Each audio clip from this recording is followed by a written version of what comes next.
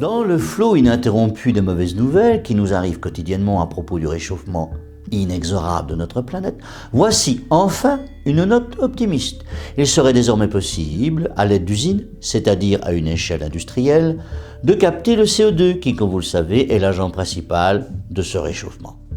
Cela dit, dès 2022, on avait déjà mis au point quelques astuces technologiques pour réduire le rejet de carbone de nos industries les plus polluantes, à commencer par des solvants pour laver les fumées rejetées par ces industries, ou encore l'utilisation de procédés pour brûler ces fumées dans de l'oxygène pur, au lieu de faire comme nous avons fait si longtemps, c'est-à-dire rejeter ces fumées à l'air libre. Mais tout cela, naturellement, ne suffisait pas. Aussi, des technologies plus innovantes, destinées à capter carrément le CO2 présent dans l'atmosphère, sont-elles en train d'arriver sur le marché, ouvrant même un segment nouveau dans l'industrie, grâce notamment à de lourdes subventions.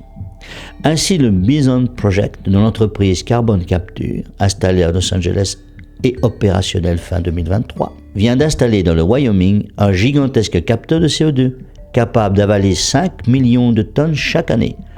Le gaz liquéfié est envoyé ensuite dans des puits à des centaines de mètres sous la terre. Plus les projets de ce type se développeront, plus le coût baissera et sera rentable. De 800 $ la tonne en 2022, il pourrait passer à 250 $ à la fin de 2030.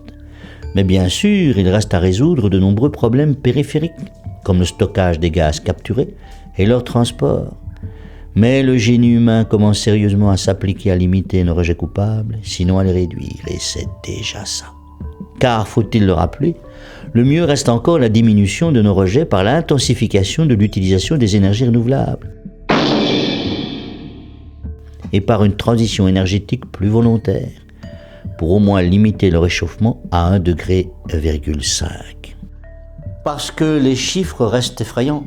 5 millions de tonnes, même si c'est encourageant, c'est loin des 37,4 milliards de tonnes émises dans le monde en 2023, année record. N'oublie pas de t'abonner.